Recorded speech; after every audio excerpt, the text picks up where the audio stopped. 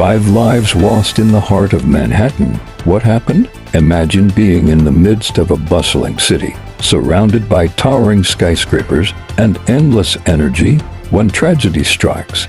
That's what happened in Midtown Manhattan, where a shocking shooting left 4 innocent lives lost and 1 suspect dead. Senator Chuck Schumer took to the Senate floor to express his condolences, highlighting the city's collective grief and the need for support for the victims' families. The incident has sparked renewed discussions about gun violence in the U.S., with many questioning how such tragedies can be prevented. As the investigation unfolds, one thing is clear: gun violence affects us all. Let's come together to support the victims' families and work towards a safer future. Stay informed about important issues. Like, comment, and subscribe for more updates.